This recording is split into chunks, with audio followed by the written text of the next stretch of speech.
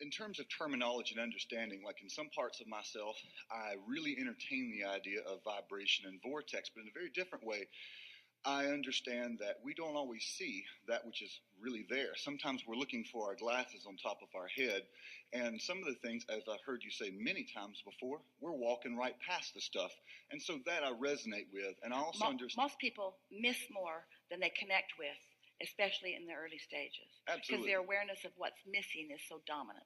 Me especially. I've noticed that about myself, at least in the past. So I know that we are creating our life out of our ideas, and when we're thinking about our life, we're really thinking about the satisfaction we have with the decisions we've made and the thoughts that we've thought. And I understand the thoughts that we've thought have all brought us here, and the thoughts that we're thinking now are taking us where we are going. And I also understand. But we really like your words, and they're almost perfect words. But we want to smooth that just a little bit. We want you to feel more power in the now. Because what you're living now isn't about what you've done before. Of course, what you're doing now is logical because of what you've done before. It's not likely that you're going to do something different now than what you've been doing. In other words, because you have habits of thought. But it is your now point of attraction that now you can modify. And by caring about how you feel, it's more probable that you will. That distinction matters. I'm not now living the results of what I've been doing. I'm living the results of what I am doing. But I am doing it logically because I've been doing it. Sure. But I don't have to do now what I've been doing. Right. If my desire to feel good is strong enough, I can rise above what I've been doing and do something different. Did you hear that? So I also understand that we don't really see the world as it is. We see it as we are. So if we are running around angry, we see a hostile world. And if we are running around in a state of well-being, then we witness that as well. So you train your perception to translate the world.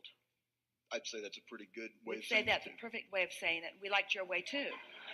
We liked your way too, but you're training your ability to perceive. Mm-hmm. Yes. Okay. So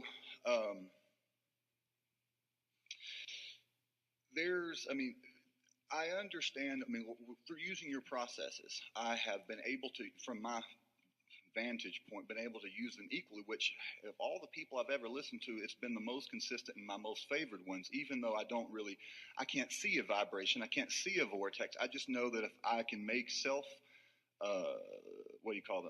fulfilling prophecies, with my beliefs. And so I understand that if I have to allow in my inner world, or my mind, my awareness, whatever we want to call it, that possibility to take place, or else I will push it away, because I can see that as in my past life. Now, bringing this, into the present is where I would like some clarity. I can see the processes working. And last time I've seen, because I've been in this hot seat twice before, you said that it wasn't happening fast enough, and that's kind of still the same thing, today. But the thing is that I was in this relationship with this girl, and I guess I still am in a certain way, and I'm absolutely, in love with this girl. And she would like to have kind of like an open relationship, and I pretty much scorched that bridge about a week ago if we're looking at the laws of logic here and language. But the thing is that I want to have that state. I really honestly don't care if it's her. I'm more in love with the idea of what I was having there and the idea that I had in my mind. I just want to attach that to the other end of it. But the thing is I'm having a hard time, and I think that I really would like help. I don't know, maybe you have another process that you think would benefit me as well, but I think that the focus wheel, because I've had people try to help me with a focus wheel, and for some reason there's a disconnect in their understanding. They seem to be so happy, they don't seem to understand that in order to transmit the information, that I need to understand it. In other words, be relayed to me in a way that is relevant. I believe that this can happen here and now because in so many ways you've already been able to help me. And so I have a high expectation that you'll be able to relay it to me in a way that is meaningful.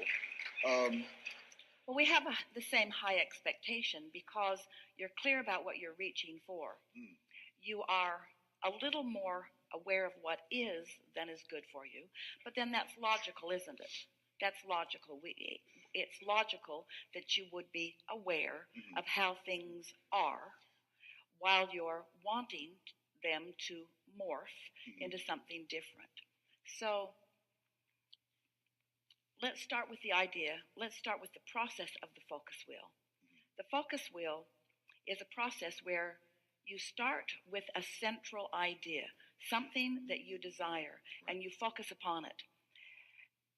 Usually, when you're doing a focus wheel, you don't have a steady habit of feeling that way. In other words, when you're doing a focus wheel, there's usually something that you're trying to bring into focus so that it will be to a greater advantage. In other words, a focus wheel is a way to improve your point of attraction. And everything we're talking about here today is that, isn't it? My point of attraction, what I'm letting in. So we're going to do a focus wheel in order for you to, at least during the time of this conversation, let in, which is to say, no longer keep out. Because if you're not keeping it out, you're letting it in. If you're not holding the cork under the water, it will bob back to the surface. So the focus wheel is to accomplish a relief in your resistance through focusing, feeling. That's a focus wheel is really about finding the feeling. Okay. So in the center of the focus wheel, we're gonna make statements all around the edge of it.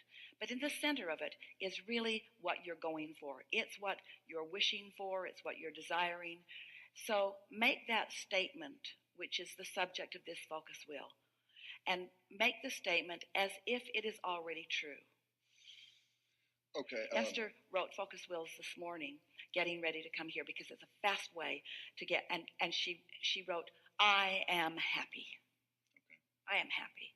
Well, it was really easy for her to fill that in because she is happy and everything. But so make your statement of desire, and it can be as specific. Okay. I have a few things because I think I have a few. Talk about this thing that you pointed at here. Mm-hmm. I make your statement. Are we talking about the out of the vortex statement first? Because that's the way it said in the book. No. You start with the out, and then you go to the in the center. Well, you already did the out part. Okay. Now we're to the point where we're going to make the statement of desire in a succinct, clear sentence. That is hard to do because I want a relationship with this person. I want to be in love. All right. So say I'm in love. I'm in love because you see, I want to be in love is focus on, as we were talking earlier, the healing. I am in love. Okay. And you said as much as that to us a minute ago. I'm in love with the idea of being in love, or I'm in love with I'm in love. I am in love. And maybe we could put this on the outside. I kind of feel like that I really am, but it's a matter of don't talk yourself out of this. Okay. Yeah. I'm in love. I'm in love. That's the statement. So now, the point of the focus wheel, the whole value of the focus wheel is to start focusing on ideas and statements that don't contradict that. So you're not trying to talk yourself into being in love because the statement said, I'm in love. In other words, I'm in love. So now you want to write something and just pay attention to the way it feels to know if you nailed it, which means you usually want to be general. You could even change the subject of whether it's a person or just in love with life. In other words, so just make statements that don't contradict that. That really is the process. Make a statement that doesn't contradict the central point, I am in love. I like rhetoric. It doesn't contradict, and that's where I'm having the trouble. It's okay. It's okay. Say it again. I like rhetoric. All right. I like conversation. I like argument, persuasion, influence. I Don't- like feeling good and helping people out and getting them to believe in themselves. But you see, you're getting too far down the road too fast, Right, because okay. what in all of these statements, you're activating a whole lot of things, but it's adding a little bit of confusion to the process, and maybe even introducing more than needs to be, which might be giving you a little bit of a bumpy ride, because all of that's true, but in relationship to this statement, there are bumps in it. So we're looking for bump-free statements, just bump-free statements, and it's about making the statement and feeling if it sits. The way we used to tell this story is, it's like the merry-go-round in the playground, that if it's moving too fast and you try to get on it, flings you off in the bushes. Right. So we're going to slow it down enough that you can get on it, and then it'll speed up with you on it. I like how much fun I have whenever I'm with this person, or when I think about the experience. All right, now you're hitting this too head on. That's all right. You're hitting it too head on. You're trying to make too much happen too fast. Because the statement... Is this where I'm getting sidetracked? We know, but we're guiding you, and you'll get this. Okay. I'm in love. I'm in love. I like fun. Now, I like fun. You do like fun. And if you focus on how much you like fun, it doesn't contradict with I'm in love. Doesn't contradict at all. Seems so far off the subject that it doesn't interest you. Yeah, but that seems relevant. But you see, that's the most important thing that you've said to us, because everything that is relevant, you've already put into the vortex. When you try to apply relevance here, now, you pick up messy stuff you don't need to. This isn't the time to pick up relevant conversations. Okay. This is the time relevant only in the terms of how they feel, not relevant in terms of what they make happen, not relevant in terms even of the actual subject matter. Vibrationally relevant. You helped us to say something that we've never said before. Vibrational relevance is what you're looking for, period. Only vibrational relevance. So love is to fun as fun is to love. Love is to fun as clarity is to fun and to love. Love and fun and clarity and rhetoric are all to each other as they are to each other. In other words, vibrationally relevant. Do you feel the solid footing that you're accomplishing? So I am in love, and I am fun, and I am clarity, I am clear, and I adore rhetoric, I adore conversation. So no bumps in any of this. What else?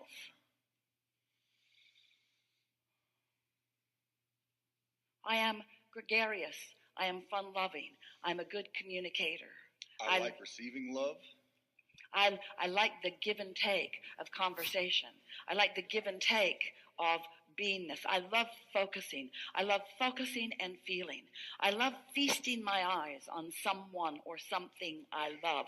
I love the feeling of love. The other day, we were talking to groups for a while about unconditional love.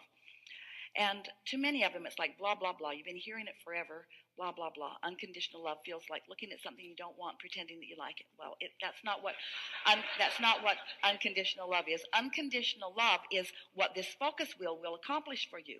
Unconditional love is finding the vibration of love without needing conditions to support it, or without needing conditions to change in order to feel it.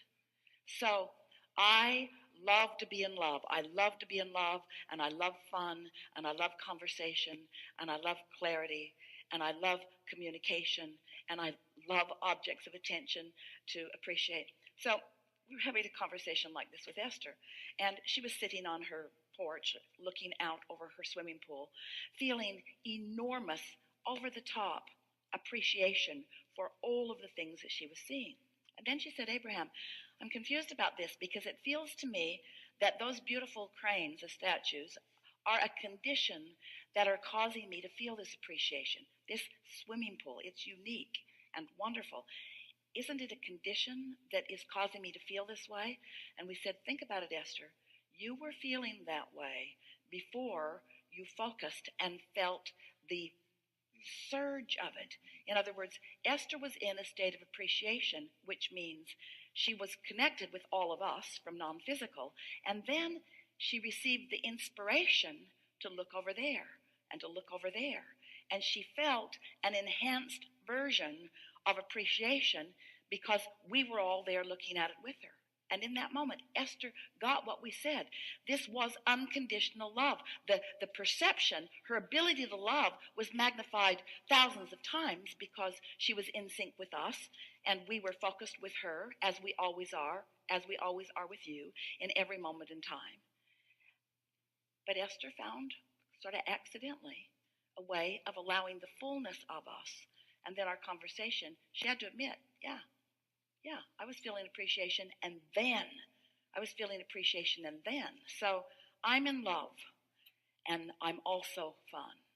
I'm in love, and I'm also clear-minded. I'm in love. I am in love. I love to be in love. I'm in love. I'm in love. I love to love. I love syncing up with source. What else? What else can we put around that? I love fun. I love clarity. I love rhetoric. I love conversation. I love taking trips. I love taking trips. Now, see, this is really good because you stop trying to make something happen with this. You got into the feeling of, I love freedom. I love the freedom of being. I love inspiration. I love being in the moment. Mm-hmm. I love the feeling of being in the moment. I like being footloose. So does your girlfriend. I love. She's not looking from freedom from you. She's looking from freedom from bondage. She's looking from she's just not wanting to get bogged down.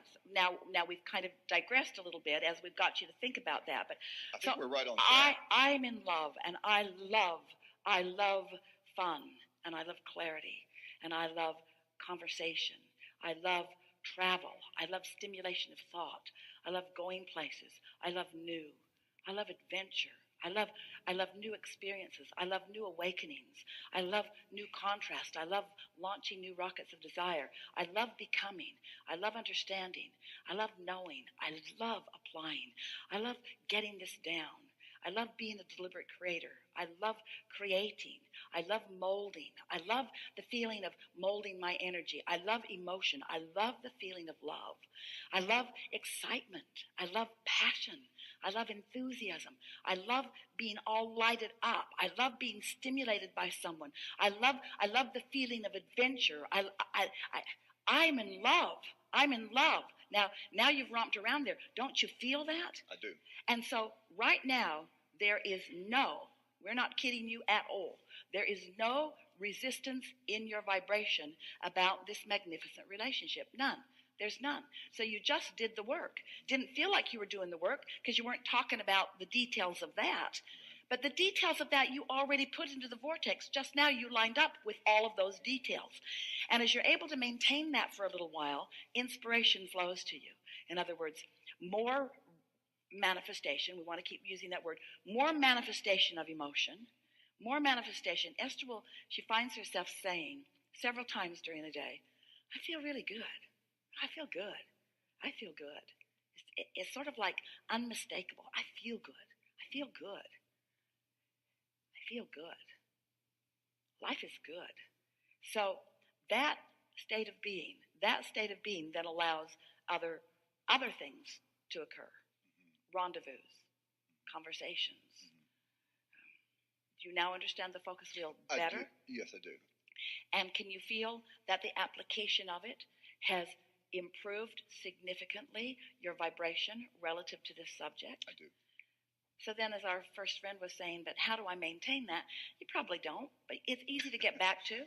Right. It's easy to get back to. In other words, now you know the objective is just to hold yourself in a place where you can let what you want to happen. That's your work. To find that place and practice it where you can let what you want to happen, what's inevitable, what's a done deal, to happen.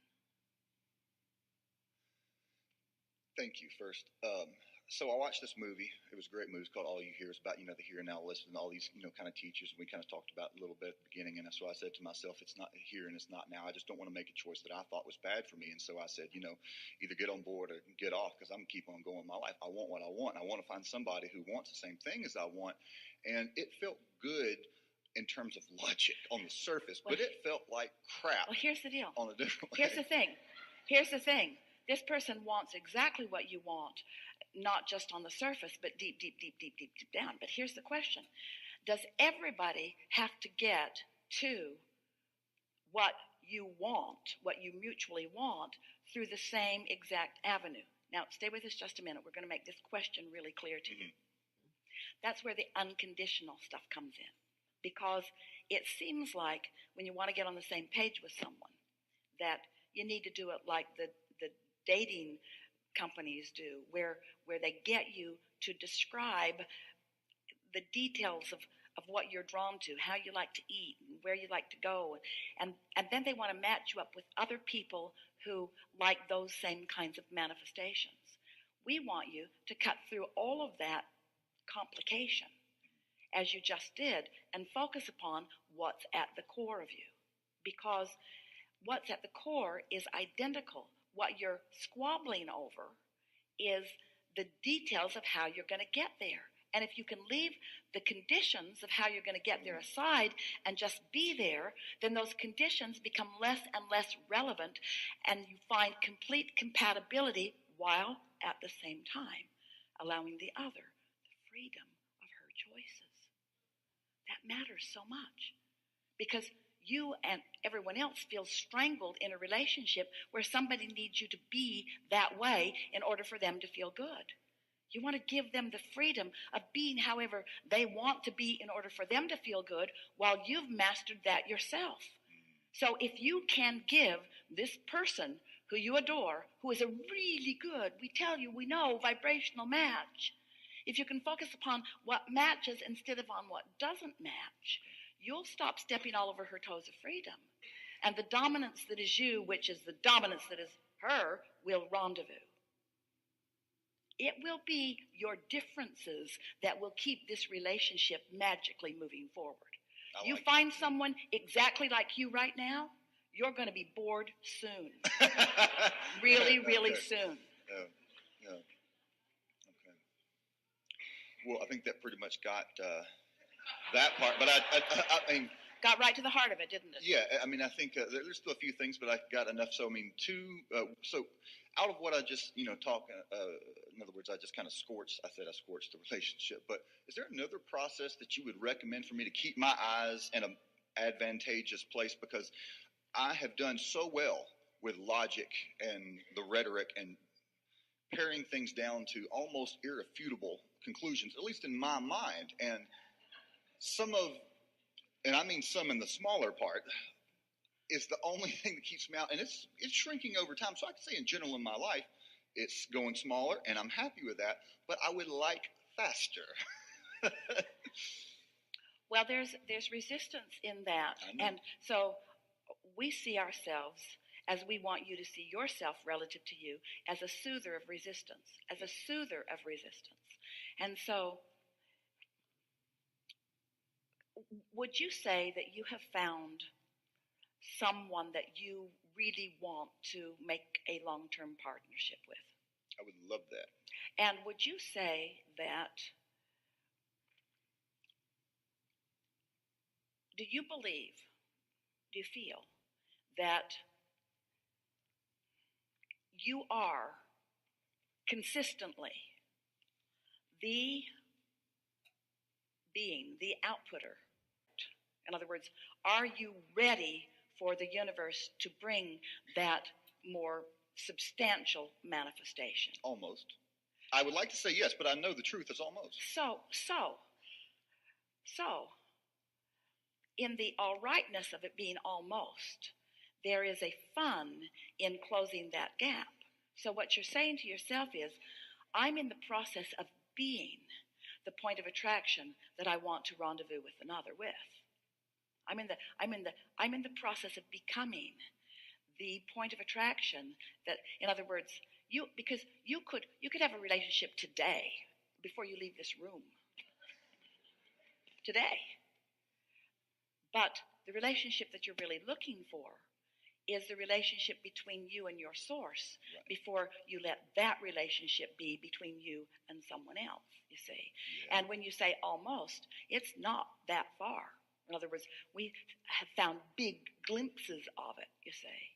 So the impatience is about wanting the tangible rather than accepting the loveliness and the bigness of an emotional manifestation. In other words, you're feeling pretty good right now because you accomplished ease in this conversation. You're not in a place of resistance anymore. So you feel right now exactly as you would feel if you were in what you want to call a very secure, stable relationship with that person. This is exactly what that would feel like. It's exactly what that would feel like. And so you accomplished it even with, you accomplished it unconditionally. You accomplished it vibrationally. You accomplished it without another's input. You see what we're getting at? You accomplished it without the details being necessary for you to observe in order for you to feel that way. Mm-hmm. Mm-hmm. Are you getting this? No, I got that. Yeah. It's like you have to find that feeling place, which is what you just accomplished. You found the feeling place. You found the vibrational place. You are in that vibrational frequency. So what you've put in your vortex can flow easily into your experience. Easily. Watch what happens next. Just watch what happens next. And revel in what happens next because of the work that you've done. Take note of it. Think and feel, think and feel, think and feel. When Kate was little, she played a game with Jerry and Esther where she would hide a button. They had a big room, a big room in a big building. And they would confine their game to this room. And Kate would hide the button. They would go out of the room. She would hide the button. And then she would guide them to find it by saying, you're getting warmer, or you're getting colder. And every time they found the button, because Kate knew where it was, and she gave really good clues. And as Jerry and Esther followed the clues, they always found it. And she took such delight in guiding them to something like that. Well, your emotions are guiding you in that same way. When you feel pensive or insecure, or frustrated or lonely or disappointed, that's you're getting colder, you're getting colder, you're getting colder. What you want is calling you, but you're standing in resistance to it. And that negative emotion is your indicator that you're standing in resistance to it. Now, if you try to take that subject that you already have got some momentum of resistance going and turn it around in the other direction, instead of it turning around in the other direction, you're just going to dig in with more resistance because that's the way the law of attraction always works. So the focus wheel is the way that you distract yourself from the details, accomplish the vibration that is at the core of it, and then let law of it, it's like pushing the reset button. Now law of attraction brings you more manifestations. So now where are you at? In regard to the topic. In regard to whatever. Like you said, I feel really at ease. At the moment, I'd say I got about a 1%, ruffle in my craw, so to speak, but yeah. I'm not really concerned about that. I feel pretty good about that topic. And you could, if you wanted to, feel really good about every topic because we did an unconditional focus wheel, which puts you in alignment about everything. Now, you could take an issue or a problem and focus it back into being, but why? If the goal is to feel this way. If the goal is to solve the problem in order to feel this way, then that would be the approach. Mm-hmm. But if the goal is to feel this way, then if we were standing in your physical shoes, we'd find the easy way to feel this way, and then the universe will bring about the details that match this